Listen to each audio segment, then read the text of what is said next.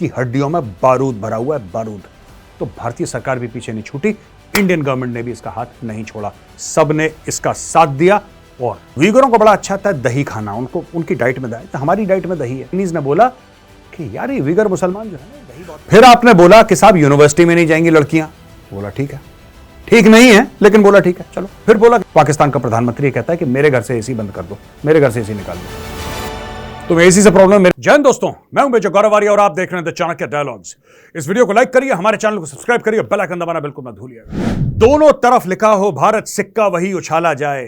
दोनों तरफ लिखा हो भारत, सिक्का वही उछाला जाए। तू भी है राणा का वंशज, फेंक जहां तक भाला जाए। दोस्तों, सूबेदार Neeraj Chopra, Rajputana rifles Indian army को मैं बहुत बहुत मुबारकबाद देता हूं, बहुत बहुत शुभकामनाएं। ये वर्ल्ड चैंपियनशिप जीत गए हैं, ये वर्ल्ड में नंबर 1 जैवलिन थ्रोअर हैं। He's won the competition, he has won the gold medal। और ये बहुत कम एथलीट्स हैं, बहुत कम एथलीट्स हैं। भारत में तो सिर्फ अभिनव बिंद्रा थे इसके पहले, जो इंडिविजुअल इवेंट में जो कि ओलंपियन भी थे और वर्ल्ड चैंपियनशिप में भी गोल्ड मेडलिस्ट थे। तो अब नंबर आ गया नीरज चोपड़ा का। 2 मिनट दूंगा, नीरज चोपड़ा की कहानी सुनाता हूं आपको, बहुत इंटरेस्टिंग कहानी है। मोटा सा गोलू सा बच्चा, हरियाणा का एक गांव का, उसके पिताजी ये कहते हैं कि बेटा जरा अपना वजन कम करो यार, अपना वजन कम करो, तुम बहुत मोटे हो रहे हो, वजन कम करो। तो ये बच्चा अपने चाचा के साथ दूर शहर में जाता है, 20 किलोमीटर दूर, जहां पे एक स्टेडियम है। उसका चाचा कहता है दौड़ लगा, तो बच्चा कहता नहीं चाचा मैं थक जाता हूं, मैं नहीं। मोटू मोटू सा गोलू सा बच्चा। फिर ये देखता है वहां पे कुछ एथलीट्स जैवलिन फेंक रहे हैं, ये भी हाथ में जैवलिन पकड़ के देखता है। इस बच्चे के दिल में कुछ होता है, और जब इस बच्चे के दिल में कुछ होता है ना दोस्तों, वहां से पैदा होता है नीरज चोपड़ा और वहां से उसका सफर शुरू होता है। इसको राजपुताना राइफल्स ने उठाया और राजपुताना राइफल्स ने ट्रेन करा। फिर इंडियन गवर्नमेंट बीच में पड़ी और हर जगह इसको ऐसी ट्रेनिंग दी नीरज चोपड़ा को कि नीरज चोपड़ा आप जाओ यूरोप जाओ, यूरोपियन ट्रेनर चाहिए, हाँ ये फिजियोथेरेपिस्ट, ये साइकोलॉजिस्ट, बताइए कैसे ट्रेनिंग करनी है। देखा कि लड़के में टैलेंट है, जबरदस्त टैलेंट है, इसकी हड्डियों में बारूद भरा हुआ है, बारूद। तो भारतीय सरकार भी पीछे नहीं छूटी, इंडियन गवर्नमेंट ने भी इसका हाथ नहीं छोड़ा, सबने इसका साथ दिया। और जज्बा था, जोश था, टैलेंट था, वर्ल्ड बीटर एथलीट बनाए Neeraj Chopra, world beater athlete. अच्छा दोस्तों, अरशद नदीम पाकिस्तानी एथलीट, वो नंबर 2 आया। और मैं अरशद नदीम को भी कांग्रेचुलेट करना चाहता हूं। मैं क्यों करना चाहता हूं? मैं हर समय पाकिस्तान को क्रिटिसाइज करता हूं इस चैनल पे, और हर समय बोलता हूं पाकिस्तान में ये बुराई है, ये बुराई है। लेकिन देखिए, अरशद नदीम ऐसा है ना, उसकी सरकार ने उसको सपोर्ट नहीं करा, उसकी सरकार ने सपोर्ट नहीं करा। किसी ने कुछ थोड़ा बहुत करवा दिया, उसकी तबियत खराब थी, बाहर विदेश भेजा उसके ऑपरेशन के लिए, या जो भी उसके जो उसकी तबीयत ठीक करने के लिए, उसके इलाज के लिए जो भेजा होगा। लेकिन उसके बावजूद उस स्पोर्ट्समैन में, अरशद नदीम में, वो एक चाह है जीतने की, और हमें अरशद नदीम को भी कांग्रेचुलेट करना चाहिए। Congratulations Arshad Nadeem, well done. देखिए दोस्तों, कई लोग कहते हैं ना वो पाकिस्तानी है, ठीक है पाकिस्तानी है, जो भी है, लेकिन अगर अरशद नदीम की इज्जत नीरज चोपड़ा कर रहा है तो उसकी इज्जत हमें भी करनी चाहिए। अच्छा, अब हम आते हैं, आपको ले चलते हैं दोस्तों चीन। ठीक है, चीन में खाएंगे शी जिनपिंग के साथ चाउमीन। तो ये गए शिंजियांग प्रोविंस भाई साहब, अपने प्रेसिडेंट शी जिनपिंग, जिले लाही, ये गए। आप जानते हैं कि वीगर मुसलमान वहां पे रहते हैं, ईस्ट तुर्कमेनिस्तान इस एरिया को कहा जाता है। और यहां पे जो सबसे बड़ी चीज है वो ये है कि अपना धर्म, अपना मजहब इस्लाम फॉलो करने के लिए वहां पे लोग हैं, वो लड़ते रहते हैं, इनका झगड़े होते रहते हैं, छोटे मोटे प्रोटेस्ट होते रहते हैं, और ज्यादा कुछ कर नहीं पाते बेचारे, क्योंकि वहां पे बहुत एक मजबूत शिकंजा है शी जिनपिंग का और कम्युनिस्ट पार्टी ऑफ चाइना का। लेकिन फिर भी ये लोग लगे पड़े रहते हैं, कहते हैं साहब ये कर दो, वो कर दो, हमें ये करना चाहिए, वो करना चाहिए, आप हमें इस्लाम फॉलो करने दीजिए। मैं आपको फिर एक बैकग्राउंड बताता हूं दोस्तों, थोड़ा सा फिर मैं बताता हूं शी जिनपिंग वहां पे क्या भंड मार के आया है। ये भी अलग लेवल का कलाकार है। तो भाई वहां पे ऐसा हुआ है, पहले की बात कर रहा हूं मैं आपको, ये ईस्ट तुर्कमेनिस्तान वाले ईस्ट टर्की से अपने आप को जोड़ते हैं, लेकिन हैं ये चाइना में। वीगर मुसलमान चाहते हैं कि इस्लाम उनको फॉलो करने दिया जाए। चाइना कहती है कोई मजहब फॉलो नहीं होगा, हम कम्युनिस्ट हैं। यहां तक चलो मुझे बात समझ में आ गई। वीगरों को बड़ा अच्छा आता है दही खाना, उनको उनकी डाइट में दही, हमारी डाइट में दही है, उनकी भी डाइट में दही है। चाइनीज ने बोला कि यार ये वीगर मुसलमान जो है ना दही बहुत खाते हैं, दही बैन कर दिया उन्होंने भाई साहब, दही बैन कर दिया। उन्होंने बोला मोहम्मद नाम नहीं हो सकता किसी का, वरना जेल जाओगे। उन्होंने बोला रमजान में तुम रोजे रखोगे, तो मुसलमानों ने बोला भाई रमजान में रोजे नहीं रखेंगे तो कब रखेंगे? कह रहा नो, नॉट एट ऑल, इनको बैठ के खाना खिलाओ। 3-3, 4-4 साल के बच्चे जिनको यही नहीं पता कि मुसलमान क्या होता है, हिंदू क्या होता है, ईसाई क्या होता है, 3-3 साल के बच्चों को उन्होंने री एजुकेशन कैंप्स में डाल रखा है, जो कि जेल का एक दूसरा नाम है। 15 लाख उइगर मुसलमान इस वक्त जेल में हैं और पाकिस्तान चुप है। पाकिस्तान चुप है। इस्लामोफोबिया के बारे में हल्ला करने वाला वो सारे के सारे वेस्टर्न पावर्स, सारा का सारा वेस्टर्न मीडिया, जो भारत में अगर एक चीज हो जाए, एक किसी को थप्पड़ चांटा हो जाए, कोई लड़ाई झगड़ा हो जाए, एक दूसरे में लाठी बजा दें लोग, तो वहां पे भारत का नाम अखबार की सुर्खियां बन जाता है कि अरे अरे भारत में तो ये है, भारत में तो सभी डेमोक्रेसी पूरी पूरी कोलैप्स हो गई, भारत की वो वैल्यूज नहीं रही जो महात्मा गांधी ने दी थी भारत को, और भारत अब भारत नहीं रहा। बड़ा दिल में हमारे दुख है। लेकिन यही लोग चाइना से अरबों डॉलर का धंधा करते हैं। यही लोग चाइना के बारे में बिल्कुल चुप हैं। यही लोग चाइना के बारे में कुछ नहीं बोलते। चाइना मार डाले सबको, ये कुछ नहीं बोलेंगे चाइना को, क्योंकि वहां से पैसे आते हैं। आप समझ रहे हैं दोगलापन वेस्ट का, पूरे वेस्ट का दोगलापन है, और पाकिस्तान का भी वही दोगलापन है दोस्तों। जो कहता ना हम वाहिद एटमी मुल्क हैं जो कि मुसलमान हैं, और हम किला इस्लाम का किला हैं, हम ये हैं, हम फलाना है, कलमा पढ़ के हमारी कौम ने पाकिस्तान हासिल करा था, हम जज्बे वाली कौम है, ये सब फ्रॉड है, कुछ नहीं है। ये 420 CN की चीनियों के सामने सब चुप। वही चीनी प्रेसिडेंट शी जिनपिंग आया, and he is called for the sinification of इस्लाम।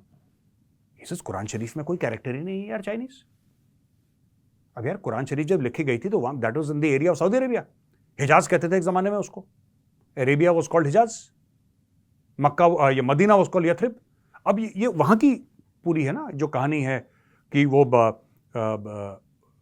फरिश्ता जिब्रील आए और उन्होंने हजरत मोहम्मद साहब को फिर कुरान शरीफ के बारे में बताया, फिर वो दुनिया भर में, वो तो सऊदी अरेबिया, अब उधर चाइनीज कहां से आ जाएगा? ये करा डालो उसमें कैरेक्टर। इसने यही काम करा था क्रिश्चियंस की बाइबल के साथ, ओल्ड टेस्टामेंट के साथ। आपको याद होगा 10 कमांडमेंट्स, इस भाई ने बोला 10 कमांडमेंट में चाइनीज कैरेक्टर कोई है ही नहीं। तो बोला साहब वो तो आप कैसी बात कर रहे हैं, वो जो पूरा 10 कमांडमेंट्स वाला एरिया है वो तो मिडिल ईस्ट का मामला है। ओल्ड टेस्टामेंट, आप ओल्ड टेस्टामेंट में इजिप्ट से ले लीजिए और फिर नीचे ऊपर ले जाइए, ये पूरा का पूरा तो इधर चाइना से क्या लेने देना है? चाइना हजारों किलोमीटर दूर रखे, नहीं वहां पे होगा।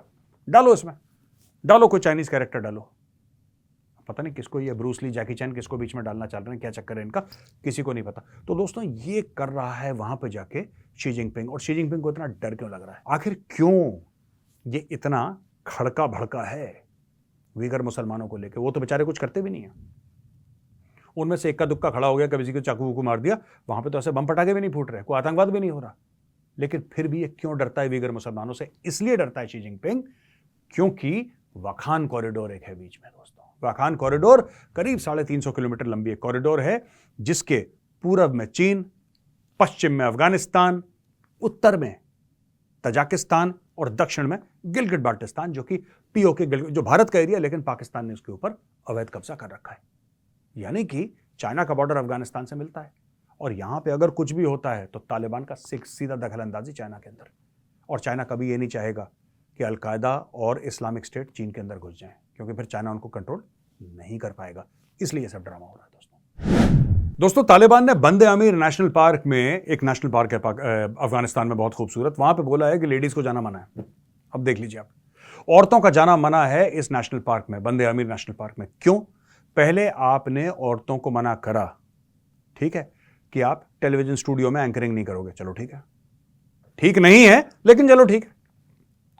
फिर आपने बोला कि साहब यूनिवर्सिटी में नहीं जाएंगी लड़कियां, तो बोला ठीक है, ठीक नहीं है लेकिन बोला ठीक है चलो। फिर बोला कि लड़कियां स्कूल भी नहीं जाएंगी, आपने बोला ठीक है, ठीक नहीं है, बिल्कुल भी ठीक नहीं है, लेकिन बोला चलो ठीक है। अब ये कह रहे हैं कि पब्लिक पार्क में नहीं। भाई कल ये बोल देंगे कि लड़कियां सांस क्यों ले रही हैं, यार हमें इससे प्रॉब्लम है, इससे फाहशी फैलती है, इससे ऑब्सेनिटी फैलती है माशरे में। और देखिए तालिबान ये भी चाहता है कि दुनिया उसको रिकॉग्नाइज करे, ठीक है, तालिबान ये भी चाहता है कि उसके जो रिलेशनशिप हैं, उसके जो रिश्ते हैं दुनिया से, वो नॉर्मल हो। लेकिन अगर आप 50% ऑफ द पॉपुलेशन, जो आपके 50% जनसंख्या है, जब आप उसके साथ ऐसा बिहेवियर करेंगे ना कि औरतें ये भी नहीं कर सकती, औरतें ये भी नहीं कर सकती। देखिए मैं आपको एक छोटी सी बात बताता हूं। जो हम लोग कहते हैं ना कि भारत की इकोनॉमी अगर 6.5 पे ग्रो कर रही है, और अगर उसको आपको 9 और 10 पे ले जाना है ना, हमारी क्यों 9 और 10 पे नहीं है आज? उसका ये कारण भी है, कई कारण है उसका। एक कारण ये भी है कि women have not joined the workforce as much as men। मैं आपको एक कॉन्सेप्ट समझाता हूं इकोनॉमिक्स का। जिस दिन भारत में भी देखिए, भारत में काफी हद तक आजादी है, लेकिन फिर भी गांव में वो अपॉर्चुनिटीज नहीं है। गांव में वो अपॉर्चुनिटीज नहीं है, शायद वो एजुकेशन नहीं है कि आज के नॉलेज फोकस्ड वर्कफोर्स का हिस्सा मर्द भी बने, औरत भी बने। और क्योंकि हमारे समाज में आज भी जो पिछड़े इलाके हैं वहां पे भी आज भी औरतों को दबाया जाता है। मैं ये नहीं कह रहा कि शहरों में नहीं दबाया जाता, वहां पे और दबाया जाता है, ठीक है, एवरेज से और ज्यादा दबाया जाता है औरतों को। उनके उनके उनके हुकूक दबाए जाते हैं, उनकी आवाज दबाई जाती है। देखिए, जब तक आप ये सब इन सब चीजों से नहीं उठेंगे, you can never progress. America को बीट करना है ना, चाइना को बीट करना है, get all the women as part of the workforce. और यही तालिबान गलत कर रहा है, यही तालिबान गलत कर रहा है। पार्क में नहीं जाओगे, सांस नहीं लोगे, पलके नहीं झपकाओगे, खाना नहीं खाओगे, सांस, यार ऐसी बात होती है? आपने ये इस तरीके से आपने लोगों में दहशत बांध दी है वहां पे। एक तो वहां पे काम है नहीं, there are no factories, there are no corporates. ऐसा तो नहीं है कि वहां पे कोई अमेरिकन एक्सप्रेस का ऑफिस खुला है वहां पे। ऐसा तो नहीं है कि माइक्रोसॉफ्ट अपने वहां पे सॉफ्टवेयर प्रोग्रामिंग करवा रहा है। वहां पे वैसे भी कुछ नहीं है अफगानिस्तान में, लोग भूखों मर रहे हैं, हालत खराब। तो थोड़ा सा अफगान तालिबान को सोचना चाहिए। और ये जो ना, मैं आपको बताता हूं, वो इन्फोर्स कर रहे हैं शरिया। मैं शरिया के ऊपर एक बात कह दूं, हो सकता है कंट्रोवर्शियल हो जाए, लेकिन अगर हो जाए तो हो जाए। दोस्तों, ऐसा है ना कि कई लोग भारत में भी, पाकिस्तान में भी और जगह कहते हैं नहीं यार, तालिबान है वो असली बंदे हैं यार, वो कर रहे हैं शरिया, वो कर रहे हैं शरिया, यार हमें भी शरिया करनी पड़ेगी यार। तो भाई साहब, शरिया में सबसे बड़ी चीज है कि जो यहां पे शरिया के हामी हैं, जो कह रहे हैं कि शरिया होनी चाहिए, वो कभी ये नहीं कहते कि पूरी शरिया होनी चाहिए। शादी में शरिया चाहिए, डाइवोर्स में शरिया चाहिए, प्रॉपर्टी में शरिया चाहिए, तो क्राइम में शरिया क्यों नहीं चाहिए? असली मजा तो उसी में भाई साहब। असली जो शरिया कानून है उसका स्वाद तो कानून में है। और ये मैं कई बार कह चुका हूं कि अगर रमेश चोरी करेगा तो 3 महीने जेल जाएगा, रमेश चोरी करेगा तो 3 महीने जेल जाएगा, रहमान चोरी करेगा उसके दोनों हाथ कटेंगे। ये चाहिए नहीं किसी को, लेकिन तालिबान का यही कानून है। और तालिबान, अकॉर्डिंग टू तालिबान, शरिया यही कहता है। तालिबान तो ये कहता है, मैंने तो कभी पढ़ी नहीं शरिया, तो आई डोंट नो। इसलिए मैं कह रहा हूं ये तालिबान की चीज भी हमें कंडेम करनी चाहिए। बहुत बुरी चीज है ये, बहुत बुरी चीज है। हम सपोर्ट करते हैं अफगान लोगों को, हम उनके लिए दवाइयां भेजते हैं, राशन भेजते हैं, पानी भेजते हैं, ये सब भेजते हैं, ठीक है ना। लेकिन ये बहुत गलत चीज है जो तालिबान कर रहा है। तालिबान के बिल्कुल बगल में पाकिस्तान है, और ईमान मजारी, श्री मजारी की बेटी ईमान मजारी और अली वजीर को सेडिशन के केस में अंदर करा था, और अंदर करने के बाद फिर उनको बाहर कर दिया, उनको बेल मिल गई। अच्छा, इसके बारे में मैं थोड़ा बहुत आपको समझा दूं। स्टोरी ऐसी है दोस्तों कि सेडिशन क्या होता है, ठीक है, ये राजद्रोह वाली बात है, ठीक है ना, साफ सीधी बात बोलूं, राजद्रोह वाली बात है। राष्ट्रद्रोह नहीं, राजद्रोह वाली बात है। यानी कि आपने डिसएग्री करा, आपको अंदर डाल दिया। श्री मजारी ने कहा क्या था? उसने ये कहा था कि ये जो दहशतगर्दी है इसके पीछे वर्दी है। ये क्या झूठ है? क्या पाकिस्तानी फौज नहीं सपोर्ट करती दहशतगर्दों को? और ये अली वजीर और मोहसिन दावर ये तो क्यों अंदर जाते हैं, क्यों बाहर आते हैं, आज तक मुझे यही नहीं समझ में आया। I don't know, I am an avid Pakistan watcher. इन लोगों ने गलत क्या करा मुझे यही समझ में नहीं आ रहा।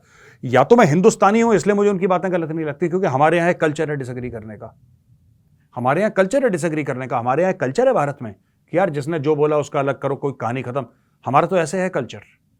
हाँ ठीक है, किसी किसी का पॉलिटिकल विक्टिमाइजेशन होता है, लेकिन यहाँ पे वाइड स्प्रेड नहीं है। यहाँ पे इट इज जिसको कहते हैं ना एक्सेप्शन है, नॉर्म नहीं है। पाकिस्तान में नॉर्म है यार। अली वजीर, मोहसिन दावर, दोनों मेंबर ऑफ नेशनल असेंबली, यानी कि मेंबर ऑफ पार्लियामेंट पाकिस्तान के। एक को तो जेल में डाला, भाई का पता ही नहीं लगा, एफआईआर नहीं है उसका, वो पता नहीं कितने महीनों से जेल में पड़ा हुआ, nobody knows where he is. मैं अली वजीर की बात कर रहा हूं, मोहसिन दावर को अंदर डाल दिया इन्होंने। अब मोहसिन दावर, अच्छा मोहसिन दावर कह क्या रहा है? वो कह क्या रहा है? वो पाकिस्तान का जो आईन है ना, पाकिस्तान का संविधान है, कॉन्स्टिट्यूशन है, उसके दायरे में इंसाफ मांग रहा है। वो ये नहीं कह रहा कि मुझे खैबर पख्तूनख्वा को अलग कर दो, वो ये नहीं कह रहा कि मुझे अलग राष्ट्र चाहिए, वो ये नहीं कह रहा कि मुझे कुछ पाकिस्तान से हट के दे दो, वो कुछ कह ही नहीं रहा। यू नो, अली वजीर, मोहसिन दावर, अभी तो मोहसिन दावर को छूट मिली है, अली वजीर जो कि अरेस्ट कर रखा है इन्होंने, आईएसआई ने, इन लोगों ने कभी पाकिस्तान के आईन के दायरे के बाहर इन्होंने कभी अलहदगी वाली बात नहीं करी कि अलग कर दो। और ईमान मजारी ने आवाज उठाई। एक बात तो मुझे माननी पड़ेगी, ठीक है, I have had disagreements with mother. Shirin Mazari की से मेरी बड़ी डिसएग्रीमेंट हुई है, लेकिन एक बात तो मैं मानता हूं यार, ठीक है, ये ईमान मजारी में ना, ये शेर की बच्ची है। ये we will have to admit, ठीक है, दुश्मन मुल्क अपनी तरफ, लेकिन ये शेर की बच्ची है, ये डरती नहीं है। और यही बात मैंने इमरान खान के लिए भी करी थी। जब इमरान खान को अरेस्ट करा गया था ना, वो पलके नहीं झपकाई, खान ने बैठा रहा चुपचाप, काला चश्मा लगा के हीरो टाइप, ठीक है, 10 गलतियां हो उसकी, मैं मानता हूं 10 गलतियां हैं इमरान खान की, लेकिन डरपोक नहीं है, कायर नहीं है, वो बुजदिल नहीं है। और ये लड़की जो है ना, ये she is lady Imran Khan, ये जो ईमान मजारी है ये लेडी इमरान खान है। ये भी नहीं डरती, ये भी बेखौफ है। इतनी सी है ये, पतली दुबली सी, इतनी सी, सराउंडेड बाय 30 पुलिसमैन। आप विश्वास नहीं करेंगे, वो वीडियो कभी आपको देखने को मिलेगा, देखिएगा। पतली दुबली छोटी सी लड़की सराउंडेड बाय 20, 25, 30 पुलिस वाले, हथियार वाले इसके आसपास, बेखौफ, किसी का डर ही नहीं पड़ा इसको। ये होता है कलेजा। आई जस्ट होप, मैं ऐसे इमरान खान को अगर ऐसे सपोर्टर मिल जाते, ठीक है, तो खान इस समय ना जेल की काल कोठरी में धक्के नहीं खा रहा होता। इमरान खान को कैसे मिले? फवाद चौधरी, शेख रशीद, पाव पाव किलो का बम, बिरला मंदिर की घंटियां बंद हो जाएंगी, ऐसे टाइप कार्टून कैरेक्टर्स तो उसको मिले। तो कहाँ चलनी थी पीटीआई यार? ठीक है, एक बंदे की सिर्फ लीडरशिप से कुछ नहीं होता, ठीक है ना, आपको और भी शेर चाहिए होते हैं। ये सब चूहे के बच्चे पाल रखे हैं सब, ये फालतू के लोग। अपनी थोड़ा सा पुलिस ने डंडा चलाया, सब लोगों ने अपने सुर बदल लिए। इमरान खान जेल के अंदर है अभी, ठीक है ना, that is the only thing. Otherwise but hats off to this girl, she is a very very brave girl. तो दोस्तों, अनवरुल हक काकड़ जो हैं पाकिस्तान के प्रधानमंत्री, फिलहाल टेम्परेरी प्रधानमंत्री हैं पाकिस्तान के, उन्होंने बोल दिया, अच्छा जब उनसे बोला कि साहब आवाम जो है सड़क पे आ गई है, आवाम कह रही है कि बिजली का बिल इतना ऊपर हो गया, मैंने इसके ऊपर एक ट्वीट करा था, तो पाकिस्तानी ने बड़े दुखी हो गए यार। पाकिस्तानी कह रहे हैं मेजर तुम बहुत गंदे गलीज आदमी हो, हम तुम्हें लानत भेजते हैं। तो मैंने बोला लानत तुमने पिछली बार भेजी थी, वो पता नहीं कहाँ गिर गई, लाहौर के आसपास, नोएडा तक तो पहुंची नहीं लानत, और मेहनत करो, जोर से लानत भेजो मेरी ओर।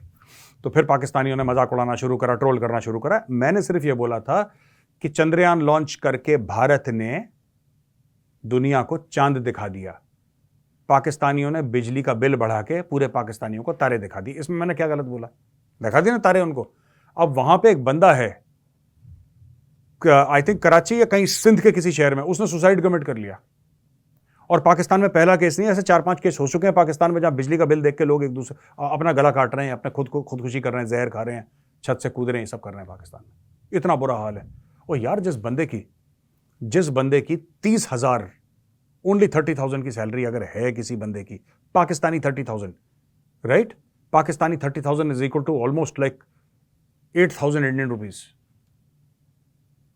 उस बंदे को, पाकिस्तानी 30,000 को आप ये बोल रहे हो कि आप एक काम करो, आप ना 25,000 रुपए का बिजली का बिल दे दो। क्या नंगा नहाएगा क्या, निचोड़ेगा क्या? आप उसमें क्या उम्मीद है? वो तो छत से कूदेगा ही कूदेगा। उसमें 50% टैक्स लगा दिया भाइयों ने, क्योंकि आईएमएफ से पैसे उठाने थे। आईएमएफ को वापस किसको? भाई जो पैसे ले रहा है आईएमएफ को, उसको वापस थोड़ा ना करना है। शहबाज शरीफ को थोड़ा वापस करना है, इमरान खान को थोड़ा वापस करना है, किसी इसके सियासतदान को थोड़ा वापस करना है। अब ये काकड़ क्या कहता है, पाकिस्तान का प्रधानमंत्री कहता है कि मेरे घर से एसी बंद कर दो, मेरे घर से एसी निकाल लो, तुम्हें एसी से प्रॉब्लम है मेरे घर से निकाल लो। ओ भाई, आपके घर में कितने होंगे? 5, 10, 15, 20, 25, 30, 50 और कितने एसी होंगे? उससे पूरे पाकिस्तान का मसला सॉल्व हो जाएगा। यही पाकिस्तान की दोस्तों सबसे बुरी चीज है, सबसे बुरी चीज। ये ऐसे पॉपुलिस्ट स्लोगन्स मारते हैं हवा में, और इनके पास कोई सोल्यूशन नहीं होता अपनी कौम के लिए। They have no welfare measure, कोई सोल्यूशन नहीं, कुछ नहीं, बस फट्टे मार दिए इन्होंने, फट्टे मार के खुश हैं पाकिस्तानी। और मैं आपको एक एग्जांपल देता हूं, ठीक है ना। पाकिस्तानी को जब भी कुछ बोलो ना, तो ये बोलेंगे कि टैलेंट है हमारे पास बहुत, इंडिया से ज्यादा जज्बा है, इंडिया से ज्यादा टैलेंट है। ना तुम्हारे पास जज्बा है, और अगर है वो किस काम का है? ये तुमने काकड़ जैसे बंदे पैदा कर रखे हैं जो कहते हैं मेरे घर का एसी ऑफ कर दो, मेरे घर का एसी निकाल लो, तो पाकिस्तान का मसला ठीक हो जाएगा। ओ भाई, आपको पॉपुलेशन को रिलीफ देना है, आपको आवाम को रिलीफ देना है, क्योंकि जब आवाम के पास पैसा बचेगा तब आवाम और चीजों पे खर्च करेगी। जब और चीजों पे खर्च करेगी तो इकोनॉमी का पहिया घूमेगा, मैशत का आपके पहिया घूमेगा। अभी तो सिर्फ सरकार का पहिया घूम रहा है वहां पे। आपने बोला तेरी तनख्वाह कितनी है? बोला साहब मेरी तनख्वाह 30,000 रुपए है। और घर में क्या क्या लगा हुआ है? साहब 2 बल्ब हैं, 2 पंखे हैं, और बस 1 फ्रिज होगा, बस। हाँ, ला 25,000। अब 5,000 में क्या करेगा? बच्चों को स्कूल भेज देगा, खाना खा लेगा, क्या करेगा?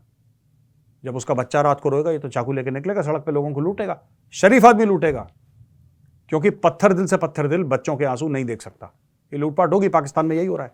शरीफ लोग सड़क पे आ गए।